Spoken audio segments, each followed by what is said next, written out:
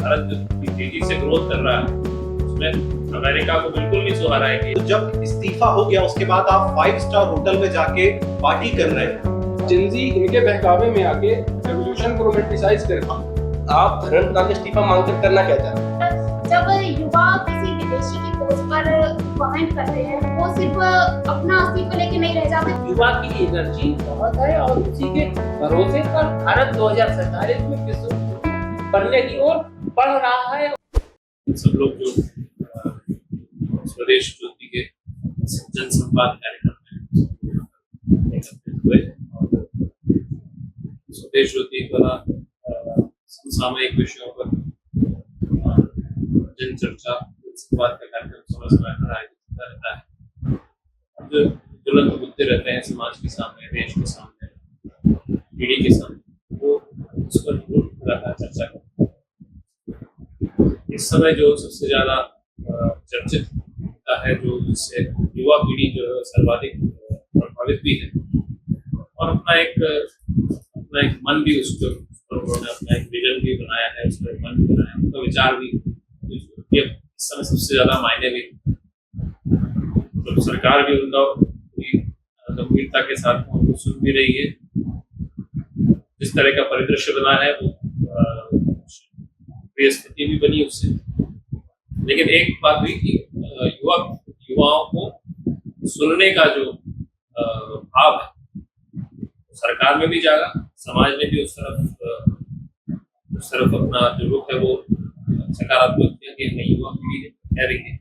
कहने का तरीका वहाँ पर जो हुआ वो भले ही उसका वो गलत हो सकता है, लेकिन जो मुद्दे हैं और उनकी जो बात को जिस गंभीरता से लेना चाहिए उस गंभीरता से लेने का जो विषय अब सब लोगों के सामने आया उसी पर हम लोग आज चर्चा करने के लिए बैठे ये जो मुद्दे हैं ये वाकई में युवा पीढ़ी के हैं कि युवा पीढ़ी का इस्तेमाल करके कोई विदेशी ताकतें हमारे देश के खिलाफ कुछ षड्यंत्र रच रही है या उनको ऐसा भटका कर जिस तरह की भाषा, जिस तरह का व्यवहार वहाँ पर देखने को मिला, क्या वो सही था?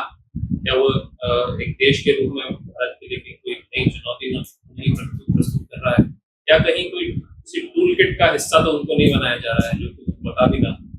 आज हम इन्हीं सब विषयों पर बातचीत करने के लिए आप सभी का स्वागत है और धन्यवाद स्वदेश ज्योति बाद जिन्होंने इस विषय को इस गंभीरता से लिया और हम सभी युवाओं को आमंत्रित किया। तो हम क्रमशः करते हैं, सर्वप्रथम दिव्यराज जी से शुरू करते हैं और जो अपेक्षा, जैसा कि अभी भाई साहब ने कहा कि हमारे कुछ 4-5 मुख्य बिंदु, क्या ये जो युवाओं का या जेनजी का सो कॉल्ड प्रोटेस्ट था, क्या वास्तव में वो एक ऑर्गेनिक प्रोटेस्ट था या फिर एक टूल किट के माध्यम से, एक व्यवस्थित एक प्रयोग के माध्यम से किया गया, सहयोग नहीं बल्कि प्रयोग था। दूसरा, आखिर जो युवाओं का इसके पीछे जो समर्थन दिखाई दिया, क्या वो समर्थन वास्तविक था? क्या उन्होंने अपने तर्क के आधार पर लिया या केवल भावनाओं के बहकर या फिर ट्रेंड में बने रहने इस चाह में किया, या इसके पीछे कुछ और भी मंशा थी? और चूंकि आप सभी उस वर्ग से भी आते हैं, तो आपका क्या ऑब्जर्वेशन? तो जो भी इसके बारे में इनिशियल रिमार्क हम लेते हैं, फिर हम आगे चलकर अन्य विषयों पर भी बातचीत करेंगे, लेकिन ओवरऑल आपका एक इनिशियल इंप्रेशन, इनिशियल या ओपनिंग रिमार्क है इसके बारे में? देवराज जी से सब जब ये प्रोटेस्ट स्टार्ट होता है, जब हमारे सीजे सूर्यकांत के एक स्टेटमेंट को मिस इंटरप्रेट करके एक पूरा घुमाकर उसे एक नया रूप दे दिया जाता है, कह दिया जाता है कि देश में जितना भी बेरोजगार युवा है उसे सीजेआई ने कॉकरोच कह के संबोधित किया। तो उस चीज का फायदा उठाकर एक सटायरिकल मूवमेंट चलाया जाता है नेट पर, और उस सटायरिकल मूवमेंट में युवा जुड़ते हैं। जुड़ने की 4 उसके पर्टिकुलर्स थे। 4 पर्टिकुलर्स थे: अनएम्प्लॉयमेंट, जो भी युवा अनएम्प्लॉयड है, वॉलेंटरी इनवॉलेंटरी, वो जुड़ सकता है। दूसरा, वो पोटेंशियली ऑनलाइन स्क्रोलिंग करता हो। तीसरा, लेजी इन टर्म्स ऑफ वो एक्टिव रहे फिजिकल एक्टिविटीज में, ना कि वो कुछ अलग इंटेलेक्चुअल एक्टिविटीज में एक्टिव। और उसका चौथा बिंदु था रैंट प्रोफेशनलिज्म, मतलब तर्क वितर्क करने की क्षमता होनी चाहिए। जो इनका स्टार्ट हुआ, ये शुरू हुआ जब एक सटायरिकल मूवमेंट को लेकर फिर उसके बाद धीरे धीरे इससे युवा जुड़ता गया। एक जेन्युइन फ्रस्ट्रेशन थी गवर्नमेंट के अगेंस्ट, वो टर्न कहीं ना कहीं तो इंसान गुस्सा निकालेगा, उस चीज का फायदा उठाया जाता है, उस चीज में फिर नए स्पोक्स पर्सन उनके रिलीज किए जाते हैं, 3-4 उनके स्पोक्स पर्सन आते हैं, विजेता दहिया, सौरभ दास। जो इनकी डिमांड्स थी वहां पे मुझे एकदम इलॉजिकल लगती। जो डिमांड्स थी, अगर गवर्नमेंट से आपको अपना डिससेटिस्फेक्शन दर्ज कराना है, अकाउंटेबिलिटी दर्ज करानी है, किसी मंत्री का इस्तीफा पूरे सिस्टम को बदलाव में नहीं लाएगा। एक मंत्री इस्तीफा देगा, सिस्टम तो वही रहेगा ना।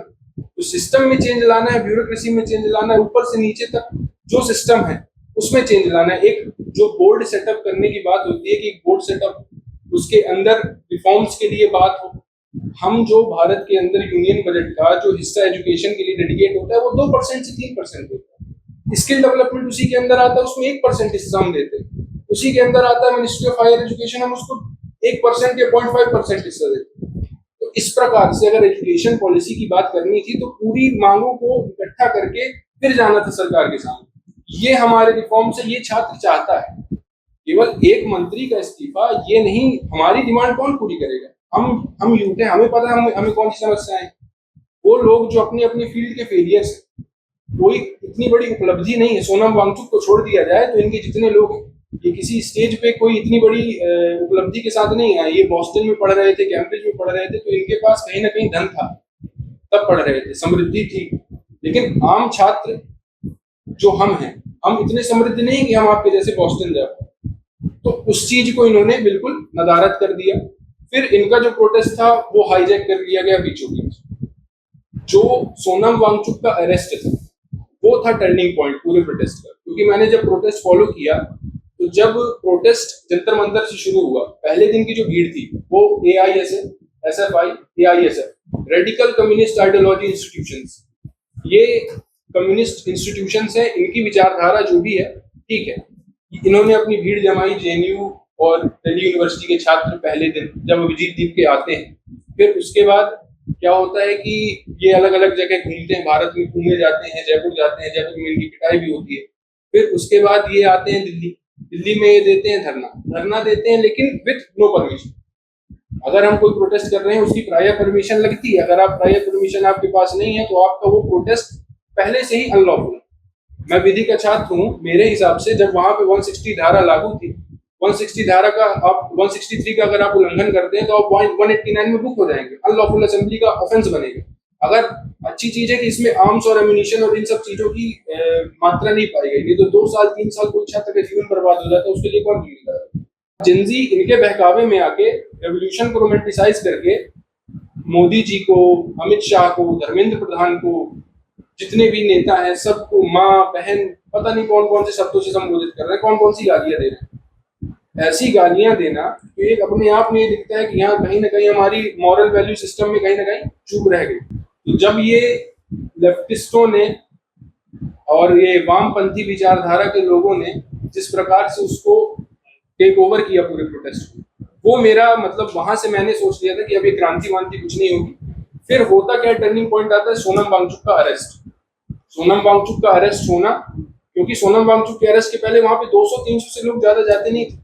सोनम वांगचुक का अरेस्ट होना वो एक एम्पैथी, भारत के समाज के अंदर ये बहुत बड़ा फैक्टर है कि यहाँ पे लोग चले जाते हैं कि अफजल गुरु को फांसी नहीं देनी चाहिए, कसाब को फांसी नहीं देनी चाहिए, रातों रात सुप्रीम कोर्ट खोलिए। तो यहाँ पे ये फैक्टर हमेशा से काम करता रहा है, उसी का उन्होंने फायदा उठाया। और एक जेन्युइन एंगर था सरकार के प्रति, मेरा भी एंगर था। मैं भी UGC का जब मैंने ड्राफ्ट पढ़ा था तभी मैं समझ गया था कि ये क्या किस प्रकार का ड्राफ्ट है। इससे अच्छा ड्राफ्ट तो हम तैयार कर लेंगे, हम लोग के साथ हम तैयार कर लेंगे, हमको दे दे। कि शुरू में छात्रों के मन में कुछ हद तक एक असंतोष था, कुछ मांगे तार्किक थी, लेकिन उसके आधार पर ऑर्गेनिक सा दिखने वाला मूवमेंट वास्तव में कुछ एक विशेष विचारधारा के लोगों का एक एजेंडा था। आपका ये विचार? एक चीज और समझना, जब कोई राजनीतिक संगठन किसी क्रांति को सपोर्ट करने लगे तो वो एक असल क्रांति नहीं कहलाती। यहाँ पे राजनीतिक संगठनों की तो लाइन लगी थी, यहाँ पे आम आदमी पार्टी, फिर उसके बाद सपा, फिर उसके बाद चंद्रशेखर आजाद, उसके बाद TMC की महुआ मोइत्रा, कीर्ति आजाद, एक के बाद एक लोग लगे हुए थे। कांग्रेस का मैं यहाँ पे एक पॉइंट बोलना चाहूंगा, जिस जिस चीज के लिए लोग सबसे ज्यादा कॉल आउट कर रहे हैं, जिस प्रकार हमारे आर्मी पर्सनल्स को, बीएसएफ पर्सनल को और पैरामिलिट्री के लोगों को गालियां दी जा रही थी जिंजी के द्वारा, जिस प्रकार उनको पॉइंट आउट करके बोला जा रहा था कि अगर आप लोग जिस बहादुरी के साथ यहाँ खड़े हैं, अगर बॉर्डर पे खड़े होते तो पहलगाम नहीं होता। ये मेरी सबसे बड़ी दिक्कत है। जिसके लिए जवान गोली खा रहा है, अगर मैं आपको 70,000 रुपए मैं देने को तैयार हूँ, आप जाइए बॉर्डर पे खड़े होइए माइनस डिग्री में। तो ये सबसे बड़ा मेरे लिए तो वो रहा। फिर उसके बाद इसी के अंदर एक चीज और कि जब पुलिस ब्रुटैलिटी की बात होती है, मैं किरण बेदी जी को सुना इस चीज की। किरण बेदी से अच्छा एक्सपीरियंस किसी को नहीं होगा, वहाँ पे एडिशनल डीसीपी रह चुके हैं, तो उन्होंने बताया पूरी चीज कि इससे बड़े बड़े उन्होंने प्रोटेस्ट मैनेज किए, राजनारायण का मैनेज किया, सबका मैनेज किया। उन्होंने बोला डेमोन्स्ट्रेशंस होते हैं और पुलिस हमेशा थ्रैश की जाती है। अगर वो लाठी चार्ज करेगी तो भी थ्रैश होगी, लाठी चार्ज नहीं करेगी तो भी थ्रैश होगी। हाई सिक्योरिटी एरिया अगर उसको ब्रीच करके पब्लिक के अंदर घुस जाती, इंटरनेशनल बेइज्जती होती। और यही ऑपोजिशन जो आज उनके साथ खड़ा है, ये होम मिनिस्टर का रेजिग्नेशन मांग रहे हैं। होम मिनिस्टर इस्तीफा दें, पार्लियामेंटेरियंस की सिक्योरिटी की कौन जवाबदारी है? तो जैसा आपने कहा कि कहीं ना कहीं विद्यार्थियों के मन में एक भाव था और उसको मोबिलाइज करके, उसको चैनलाइज करके एक विशेष एजेंडे के तहत उपयोग किया गया। अब मैं देवांश जी से पूछना चाहूंगा, इस पूरे जो सो कॉल्ड जेनजी प्रोटेस्ट रहा, इसको लेके आपके क्या विचार हैं? क्योंकि आप खुद भी उस आयु वर्ग से ताल्लुक रखते हैं, क्या आप इस विचार से और प्रदर्शन करने के इस तरीके से आप सहमत हैं? और क्या आपको लगता है कि ये पूरी तरह का ऑर्गेनिक प्रोटेस्ट था? और अक्सर जब हम बात करते हैं फ्रीडम ऑफ स्पीच की, अभिव्यक्ति की स्वतंत्रता की बात करते हैं, तो क्या अभिव्यक्ति की स्वतंत्रता असीमित होती है या फिर आपके हिसाब से राष्ट्रहित को ध्यान में रखते हुए हमें इसको सोचने की आवश्यकता है? आपका क्या विचार? भाई साहब, मेरा इस पर ये विचार है कि आपने जैसे बोला कि फ्रीडम ऑफ स्पीच यदि हम पूरा आर्टिकल पढ़ें तो आर्टिकल 19 में 19(1) हमें देता है कि हम बोल सकते हैं, हमारे पास फ्रीडम ऑफ स्पीच है। लेकिन 19(2) में दिया है कि हमें किस लिमिट में रह के बोलना है। हम राष्ट्र के उसमें नहीं बोल सकते, अगेंस्ट में नहीं बोल सकते। पहली चीज ये है। दूसरी चीज दिव्यराज जी ने बताई कि 4 पॉइंट्स सीजेपी पे, तो मैंने 2 पे गौर किया, लेजी और दूसरा स्क्रोलिंग 11 से 12 घंटा। जो युवा 11 से 12 घंटा स्क्रोलिंग कर रहा है, लेजी है, पहली बात वो नीट का विद्यार्थी हो ही नहीं सकता, क्योंकि 11-12 घंटे उसे पढ़ना पड़ेगा तब वो नीट का विद्यार्थी बनेगा, पहली चीज। दूसरी चीज, जब वो 11-12 घंटे चला रहा है मोबाइल और लेजी है, वो मानवीय मूल्य, ह्यूमन वैल्यूज जो होती हैं, उसे नहीं मालूम है कि ह्यूमन वैल्यूज क्या होती हैं। हमारे सामने कोई पुलिस वाला खड़ा है, हमारे सामने कोई आर्मी का जवान खड़ा है, तो हम उस पर अध्ययन नहीं करते हैं कि ये इनके पीछे कितनी, आपका एक गलत हो गया नीट का एग्जाम, उस पर आप इतना बौखला सकते हो, तो उन्हें इतनी लंबी भीड़ मैनेज करनी, तो वो क्या नहीं बौखला सकते क्या? वहां पे एक बात और आई, नेम टैग की। नेम टैग हटाया गया, तो इसका भी एक केस है मेरे को, हाँ, नाम का वो हटाया गया, तो इस पे मेरे को एक केस है, आप लोग पढ़िएगा, मेरे को ध्यान नहीं आ रहा है, लेकिन एक केस इस पे हुआ था कि नेम टैग के आधार पे ही मार के फेंक दिया गया था। जब दिल्ली दंगे हुए थे सीए प्रोटेस्ट के नाम से, इंटेलिजेंस के अधिकारी थे, उनका नाम शायद अमित शर्मा था, उनको मौत के घाट उतार दिया गया था। क्यों? क्योंकि उनकी पहचान की गई कि इनका ये नाम है, एड्रेस निकाला गया, उनको काट के एक नाले में डाल दिया गया। तो ये बेसिक स्टैंडर्ड ऑपरेटिंग प्रोसीजर है पुलिस का। जब भी राइट से दंगे होते हैं तो उनसे कहा जाता है कि आप अपनी नेम प्लेट उतार दीजिए, लेकिन उनको अपना एजेंडा चलाना था और इस तरह की रील्स बनाई गई, इस तरह का मीडिया में चलाया गया कि देखिए पुलिस वाले नेम प्लेट क्यों नहीं है। जी, दूसरा पॉइंट, नेम प्लेट हटाया गया, मान सकते हैं, ठीक है, अच्छा किया उन्होंने, उनकी सुरक्षा भी जरूरी है। मैं आज की डेट में मानता हूँ कि युवाओं को अध्ययन की कमी है। मैं फिर वहीं पे जाता हूँ कि 19(1) में दिया है प्रोटेस्ट का अधिकार, लेकिन ये नहीं पढ़ते कि 299 में भी आप धर्म को आहत नहीं कर सकते किसी के। डिफेमेशन, आप किसी को गाली नहीं दे सकते। आप प्रधानमंत्री को गाली दे रहे हो, प्रधानमंत्री मानता हूँ नरेंद्र मोदी है, कल कोई और होगा, लेकिन वो जो सीट है, वो गद्दी, उसकी गरिमा है, वो एक देश को रिप्रेजेंट करता है। आप यहाँ पे कुछ बोल रहे हो तो वो सिर्फ देश तक नहीं सीमित रहता, वो इंटरनेशनली जाता है, उस पर आहत होता है। जब यहाँ पे बोला जा रहा है कि आप पार्लियामेंट की तरफ नहीं जा सकते, वहां पे नॉर्मल डेज में भी 144 लागू होती है, नहीं जा सकते, तो आप क्यों नहीं मान रहे हो? जब 2001 में संसद पे हमला हुआ, तब तो आप दोषी ठहरा दिए कि सरकार की गलती है, इंटेलिजेंस क्या कर रही थी। आज एसएफआई, एआईएसएफ, सारे के सारे जितनी पार्टीज हैं लेफ्ट की, ये सब सपोर्ट कर रही हैं सीजेपी को। इनमें से बाय चांस कोई एक टेररिस्ट होता और आज घुस जाता पार्लियामेंट में, तो कल तो आप गृह मंत्री का इस्तीफा मांगते। गृह मंत्री क्या कर रहा था, आप रक्षा मंत्री का इस्तीफा मांगते और यहाँ से आप प्रधानमंत्री पे हमला करते। तो मैं इसका मानता हूँ कि एक सोची समझी साजिश थी। पहले ये ठीक था कि पहले बोल सकते हैं कि नीट का प्रोटेस्ट था, लेकिन ये धीरे धीरे धीरे धीरे जब देखा गया। और दूसरी एक बात और है, जो नीट का विद्यार्थी है, कोई भी विद्यार्थी हो, वो कभी भी नहीं चाहेगा कि मेरे ऊपर केस लगे, क्योंकि वो जानता है कि मैं यदि ऐसी कोई भी गतिविधि में संलग्न होऊंगा, मेरे ऊपर केस लगेगा, मेरे जीवन खराब हो जाएगा। ये मैं नहीं मानता कि ये एक स्टूडेंट का प्रोटेस्ट हो सकता है। जो स्टूडेंट था वहां, वो मास्क लगा के शांति से बैठा हुआ दिखाई दिया है। मत जाओ आप प्रोटेस्ट में, यदि आपको डर लग रहा है, आप एक डंडा नहीं खा सकते, तो सीधी सी बात है, आप मांग करोगे, अराजकता फैलाओगे, तो डंडे तो पड़ेंगे। ये तो स्पष्ट रूप से दिखाई दे रहा है कि ये युवाओं का या जेंजी क्या या फिर नीट अभ्यर्थियों का आंदोलन था ही नहीं। ये एक व्यवस्थित रूप से, सुनियोजित रूप से एक सहयोग नहीं बल्कि एक प्रयोग था, जो भारत में अराजकता की शुरुआत का एक प्रतीक माना जा गया है उनके द्वारा। और यदि वास्तव में ये छात्रों की मांगों के लिए होता, तो जब इस्तीफा हो गया उसके बाद आप 5 स्टार होटल में जाके पार्टी कर रहे हैं और खुद को कहते हैं कि हम वामपंथी हैं, हम तो साम्यवादी विचारधारा की बात करते हैं, और आप पूंजीवाद का प्रदर्शन कर रहे हो 5 स्टार 7 स्टार होटल में जाकर। और जिस विद्यार्थी, हमारी पूरी संवेदना है उस परिवार के साथ जिन्होंने अपने पुत्र को, पुत्री को खोया, आत्महत्या करी, बहुत दुख है और उनका न्याय होना चाहिए। लेकिन जिसकी फोटो रखकर आप 30 दिन तक प्रोटेस्ट कर रहे थे, जैसे ही धर्मेंद्र प्रधान जी का इस्तीफा हुआ, आप सब पार्टी करने चले गए और उस फोटो को सड़क पर फेंक के चले गए। वो वीडियो वायरल हो रहा है और वही युवा जो एक्चुअल में विद्यार्थी था वो पीड़ित हो रहा है कि हम सोच रहे थे कि हमारी संवेदना थी, जब तक आपका काम चला तब तक आपने इस फोटो का इस्तेमाल किया, और जब इस्तीफा हो गया आप पार्टी करने वहां चले गए, आपने उसके परिवार की पूछ नहीं की, आपने उस फोटो तक की इज्जत नहीं करी, आप फोटो वहां छोड़कर चले गए। तो वास्तव में ये एक ऑर्गेनिक प्रोटेस्ट तो था नहीं, बल्कि मास्क के पीछे, मुखौटे के पीछे कुछ और ही था। हमारे बीच रामानुज पराशर जी हैं, आप भी विद्यार्थी हैं और उसी युवा वर्ग जिसकी हम बात कर रहे हैं उससे ताल्लुक रखते हैं। मैं जानना चाहूंगा आपका इस बारे में क्या विचार है? भाई साहब, मैं नीट का एस्पिरेंट रह चुका हूँ 2021-2022 में। तो एक नीट के बच्चे को एक प्रेशर होता है, किसी भी एग्जाम का एक प्रेशर होता है, ठीक है। एक बच्चा जो चाहता है नीट हुआ या किसी भी एग्जाम को जो बच्चा चाहता है, वो चाहता है कि हमारा पेपर फेयर हो। अगर पेपर फेयर नहीं होता तो सरकार उस पर एक्शन लेकर हमारा री एग्जाम कराए, क्योंकि अगर हमने स्टडी की है तो हाँ, एक प्रेशर होता है कि हम एक बार एग्जाम देते, दूसरा एग्जाम देने में डर लगता है, लेकिन हम एग्जाम दे सकते हैं क्योंकि हमने स्टडी की है। तो जब हम 3 मई को सरकार हमारा एग्जाम लेती नीट का, जो 2026 का, उसमें कुछ चीजें तुरंत खामियां निकल कर आती हैं कि कहीं कहीं पेपर लीक हुआ, कहीं सरगना ऐसा मिला हुआ है। तो सरकार ने उस पर तुरंत एक्शन लेकर उस पेपर को कैंसिल करके री एग्जाम का डेट फाइनल कर दी। अच्छा, हम ये देखते हैं पिछले अगर 5-6 साल का रिकॉर्ड निकाल कर देखें तो नीट का एग्जाम जब होता है तो कुछ ना कुछ कमियां निकल कर आती हैं रिजल्ट में, कहीं तो सरकार तुरंत एक्शन लेती है। रिजल्ट भी नीट के एग्जाम के 1.5 से 2 महीने बाद आता है, लेकिन इस बार सरकार ने तुरंत एक्शन लेकर री नीट एग्जाम कराया हमारा 21 जून के आसपास, और 16 जुलाई को हमारा रिजल्ट भी दे दिया। मात्र 20 से 22 दिन के अंदर हमारा रिजल्ट भी आ गया। जिन एस्पिरेंट ने पढ़ाई की थी उनका रिजल्ट आ गया, वो अपने कॉलेज अपने काउंसलिंग के लिए निकल गए।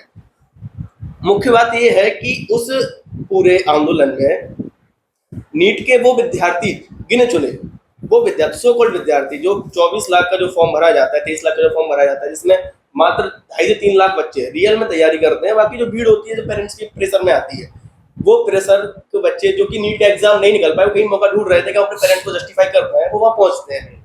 उनको खुद नहीं पता होता है कि हम किस आंदोलन में वहाँ क्या कर रहे हैं, तो उनके पास मौलिक चीजें नहीं पता होती कि आंदोलन किसके बेसिस पे चल रहा है, क्या चल रहा है। अगर नीट एस्पिरेंट, अगर मैं 2026 का एग्जाम दे रहा होता तो मेरा पहला पॉइंट ये होता कि मैं सबसे पहले अपने 21 जून के पेपर की पढ़ाई करता, क्योंकि हमारा नीट है, हमारी पूरी 1 साल भर की मेहनत है। 21 जून को जब हम पेपर दे लेते, हमारा पता चल जाता कि हम कहाँ किस स्टैंड पर खड़े हुए हैं।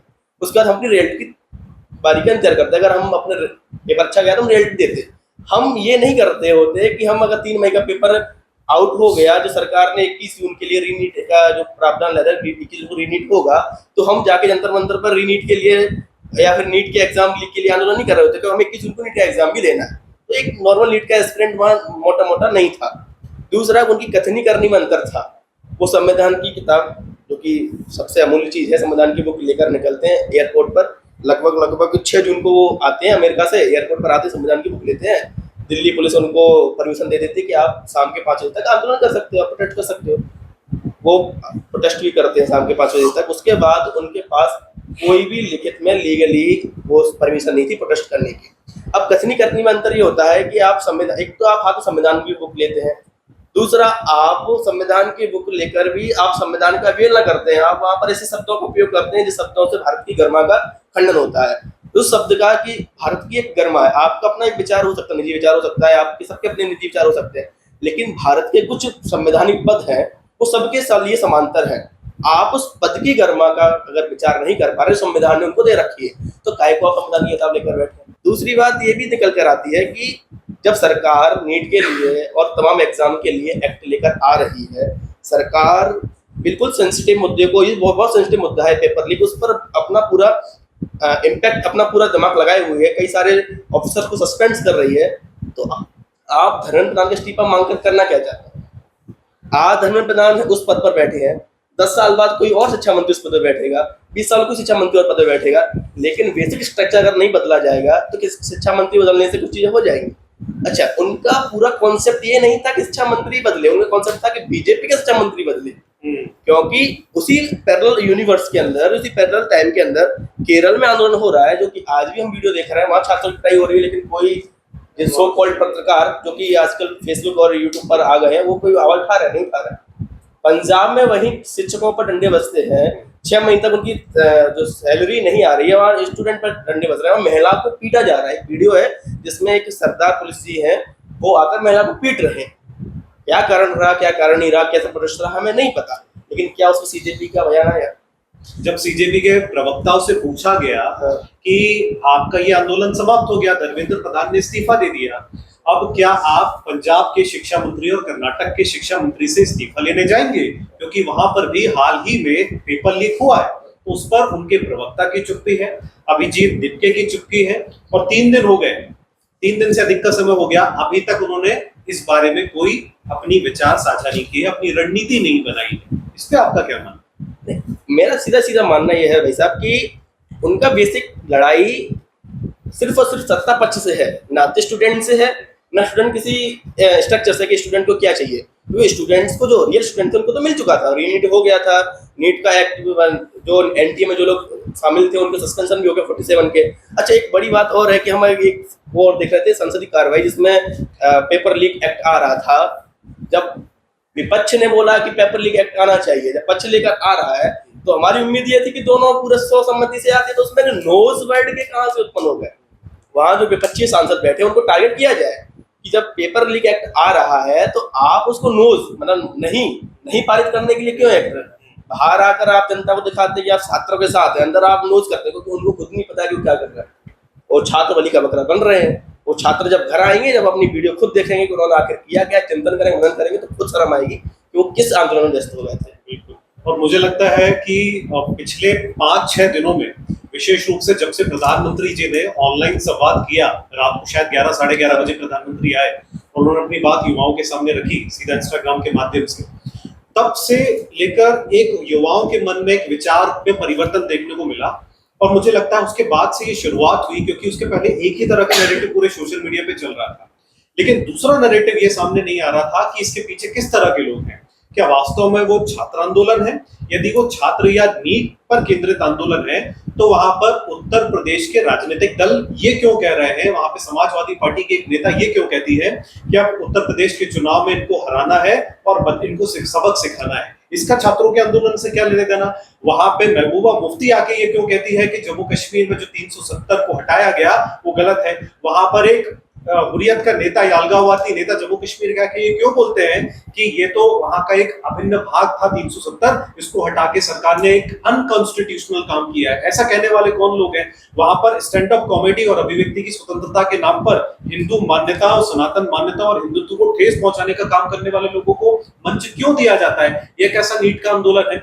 वहां पे ऐसे लोग कैसे पहुंच जाते हैं जो बार बार भारत की संस्कृति को, भारतीय सेना को, भारतीय सैनिकों के मॉरल को डाउन करने की बात करते हैं? ये किस प्रकार का छात्र आंदोलन है? और इस प्रकार की जब रील बनना चालू हुई, इस प्रकार का इंस्टाग्राम पे कंटेंट एल्गोरिदम में आने लगा, तो मैं भी ये पिछले 5-6 दिनों में देख रहा हूँ, मेरे परिचित के बहुत सारे जेनजी हैं, युवा हैं, जो पहले इस आंदोलन के समर्थन में बात कह रहे थे, पिछले 4-5 दिनों में वो उन्हीं लोगों को क्रिटिसाइज करने लगे हैं जो उस आंदोलन का नेतृत्व कर रहे थे। अभिजीत दिपके हो या फिर विजेता दहिया हो, उन्हीं लोगों को वो क्रिटिसाइज करने लगे कि क्योंकि उनका एजेंडा सामने आ गया।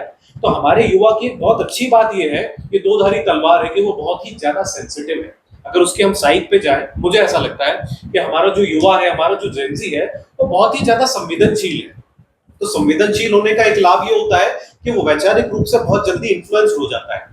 लेकिन अगर उसके सामने सही तर्क, सही बात, सत्य तथ्य प्रस्तुत किया जाए तो वो सत्य की तरफ भी आगे बढ़ता है। और अब वो उनको देखने को मिल रहा है, उसके सामने सही नैरेटिव अब जाने लगा है तो वो हमारे पक्ष में, राष्ट्र के पक्ष में अपनी बात रखने लगा। इसमें सरकार ने 20 जुलाई के बाद किया, कहीं ये काम अभिजीत के आने से पहले सरकार एक प्लेटफॉर्म तैयार करती जहां पर छात्रों से संवाद करती सीधे।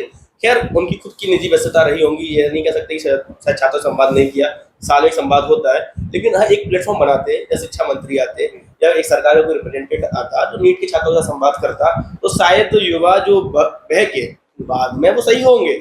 तो सरकार भी एक प्रयास में है। नरेंद्र मोदी जी अगर रील्स के माध्यम से आ रहे हैं तो उनका पहला कारण ये है कि जो बह के युवा है उनको सही रास्ते पे लेकर आए, क्योंकि युवा आजकल रील्स और 30 सेकंड की वीडियोस पर ध्यान दे रहा है।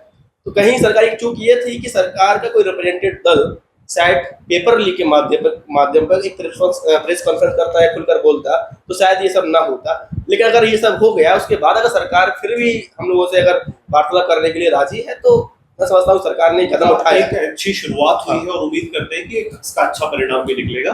हमारे बीच वैशाली नरवरे जी है, वो स्वयं भी युवा है, जेनजी है और वर्तमान में विद्यार्थी है और राष्ट्रीय विचार की एक तरह से बहुत अच्छी साहित्यकार और एक युवा लेखिका भी है, उसके प्रति अपने विचार भी प्रकट करती।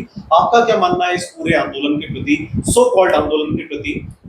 आपका क्या विचार है, इनिशियल रिमार्क क्या है?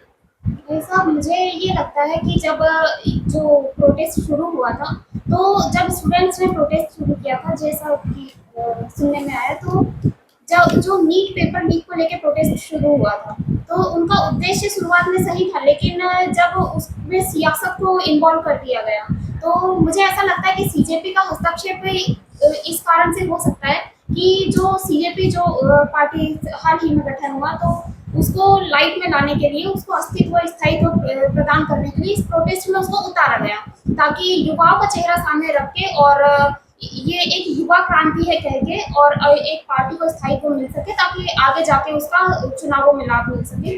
और इसको युवा के हित में प्रोटेस्ट है, इस तरह सिद्ध कर देने से लाभ ये होगा कि जितने युवा हैं, भारत में अधिकांश आबादी युवाओं की है, तो अगले चुनावों में अगर सीजेपी चुनाव में खड़ी होगी तो युवाओं का पूर्ण समर्थन उनको मिले, ये उनकी मंशा हो सकती है। और युवाओं को बरगलाने का, युवाओं को बहकाने का प्रयास इस तरह किया जा सकता है, क्योंकि जो जेनजीज है वो उत्तेजित बहुत जल्दी हो जाते हैं, संवेदनशील होते हैं, तो 30 सेकंड की रील देखते सीधा निष्कर्ष पर पहुंच जाते हैं। तो इतनी सी जानकारी लेके, एक कहावत है अधजल गगरी छलकत जाए, तो गगरी आधी भरी होती है, छलकती रहती है, इस तरह जंतर मंतर पे छलकती है।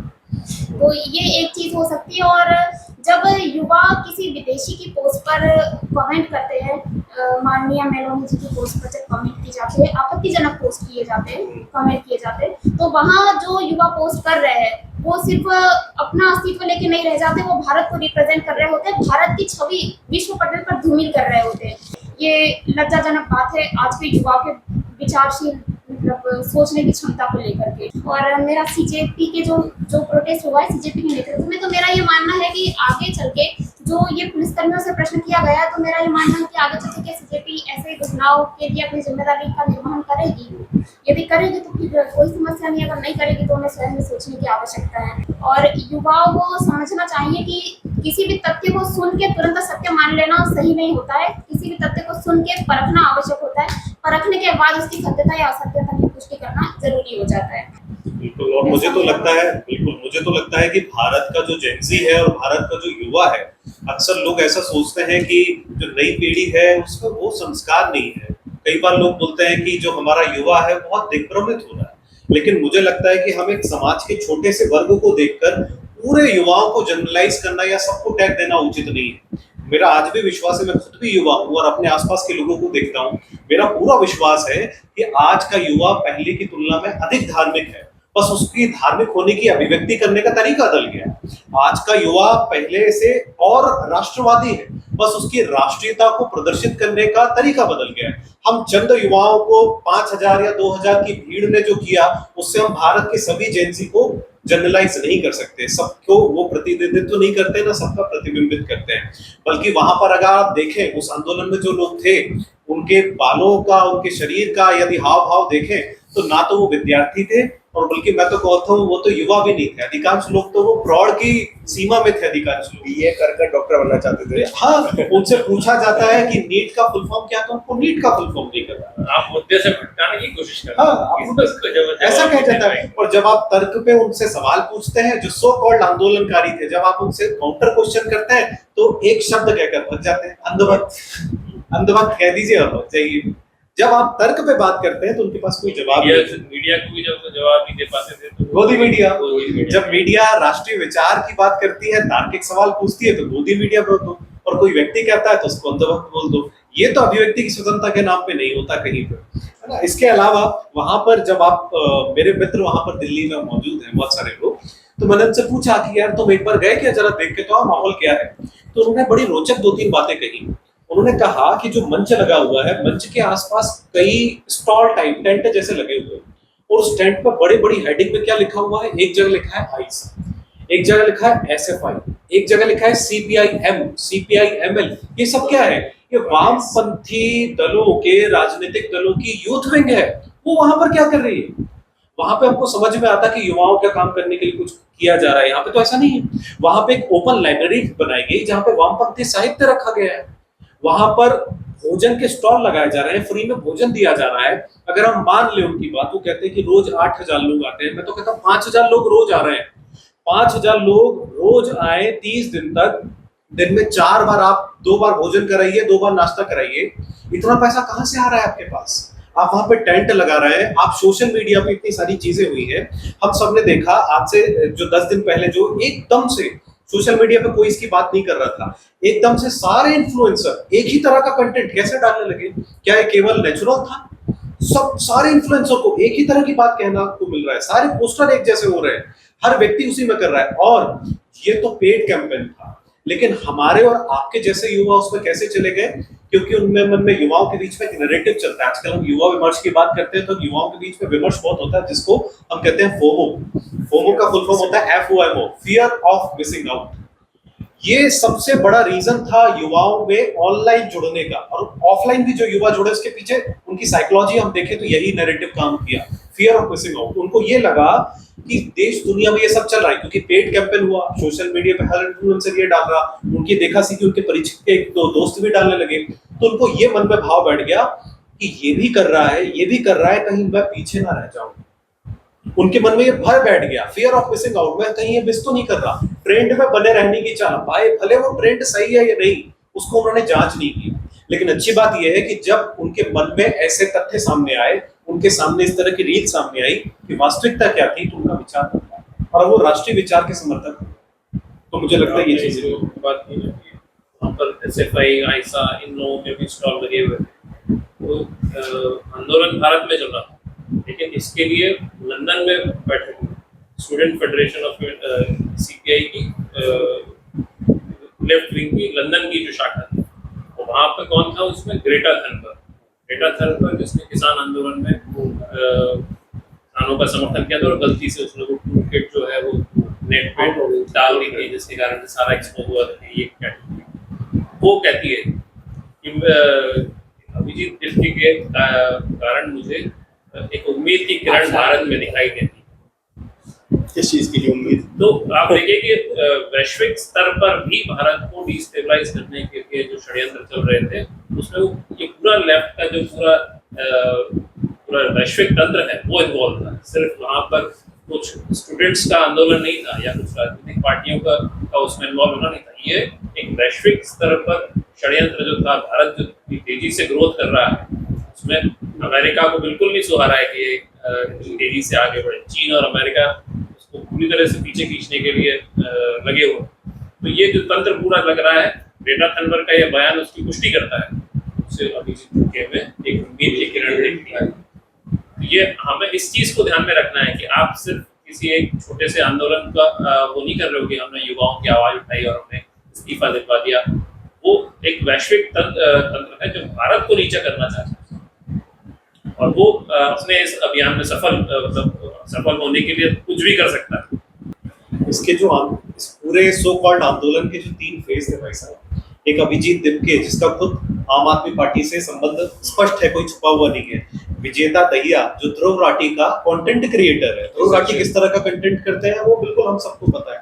और तीसरे जो सौरभ दास ये वो व्यक्ति है, कुछ समय पहले जब प्रधानमंत्री जी स्विट्जरलैंड यात्रा पर गए थे तो वहां की एक स्थानीय पत्रकार ने, बहुत छोटा सा न्यूज़पेपर था, लेकिन उसमें प्रेस ब्रीफिंग के दौरान, प्रेस कॉन्फ्रेंस और ब्रीफिंग में अंतर होता है, ब्रीफिंग में सवाल नहीं होते, कॉन्फ्रेंस में सवाल होते हैं। प्रेस ब्रीफिंग के दौरान प्रधानमंत्री जी को तेज आवाज में कहा कि आप ये जवाब दीजिए, आपके देश में ऐसा है वैसा है, लाइमलाइट में ना ले, भारत की छवि खराब करने के लिए। वो जिस न्यूज़पेपर में काम करती है उसी न्यूज़पेपर के द्वारा 1 साल पहले एक इंटरनेशनल कॉन्फ्रेंस की गई थी जिसका टाइटल था ईयर ऑफ रेजिस्टेंस 2026, और उस कॉन्फ्रेंस में कौन भाग लेता है? यही व्यक्ति जिसका नाम है सौरभ दास। भाई साहब, आपके विचार इस विषय पर? इस पूरे मामले पे आप सब लोगों ने बहुत ही अच्छी और बहुत ही गहनता से विषय पर अपने विचार रखे हैं। मैं कुछ बिंदुओं पे बात करूँगा। मतलब नक्सल में पहला तो है कि ये जो है जो आंदोलन है, इस आंदोलन को धर्मेंद्र प्रधान के रिजर्वेशन से जोड़कर आंदोलन को खत्म कर दिया गया। ये आंदोलन इस मकसद से, दुनिया का कोई आंदोलन किसी एक व्यक्ति विशेष पर होता ही नहीं है। वो आंदोलन कहाँ है अगर किसी एक व्यक्ति की बात कर रहे हैं? धर्मेंद्र प्रधान चले गए, अब खत्म हो जाते, लेकिन अब उनके पास ये है कि अब क्या किया जाएगा। और दूसरा ये है कि अगर इस पूरे आंदोलन को एक लाइन में मैं कहूँ तो मैं कहूँगा ये लेफ्ट वर्सेस राइट, और कुछ नहीं है। उसके पीछे बेस में ये है, उसके पीछे चेहरे जो हैं वो सारे लोगों ने, जैसे आप भाई साहब ने बताया, तो कौन कौन लोग काम कर रहे हैं, पैसा कहाँ से आ रहा है, युवाओं को एक चेहरा बनाया गया है। बस युवाओं को एक सामने चेहरा रख दिया कि सामने इनके लिए हम कर रहे हैं, जबकि उसके पीछे की जो षड्यंत्र है पूरा अंतर्राष्ट्रीय स्तर पर हो रहा है। मतलब कनाडा में भी मीटिंग हो रही है, यूएसए में भी हो रही है, लंदन में हो रही है, सब जगह मीटिंग हो रही है। अगर अंतर्राष्ट्रीय स्तर पे एक भारत के नीट के मसले को लेकर अंतर्राष्ट्रीय स्तर पे विरोध होने का औचित्य क्या है, मुझे ये नहीं समझ में आता। इसमें क्या अंतर्राष्ट्रीय समस्या क्रिएट हो रही है जिसके लिए सारी चीजें करें। और जो पैसा इस पूरे आंदोलन में जिस तरह से पैसा खर्च हुआ है, उसके पीछे कहाँ से आया है, वो सारी चीजें आप सब लोग समझ रहे हैं। जो लोग इसको सपोर्ट कर रहे हैं वो क्यों कर रहे हैं, ये सारी चीजें आज का युवा सब समझ रहा है। उसमें वो ये कि थोड़े से विभ्रमित लोग हैं जिनको ऐसा है, उनको चेहरा आगे करके, और उस सामान्य युवा जो मतलब जो ऊर्जावान है, जो इस देश के प्रति समर्पित है, जो राष्ट्रवाद से पूरा भरा है, उसको बदनाम किया जा रहा है। जबकि वास्तव में ये बिल्कुल आपने बात सही कही है कि जो युवा की एनर्जी बहुत है और उसी के भरोसे पर भारत 2047 में विश्व गुरु बनने की ओर बढ़ रहा है, और उसके लिए मैं आप सभी लोगों को शुभकामनाएं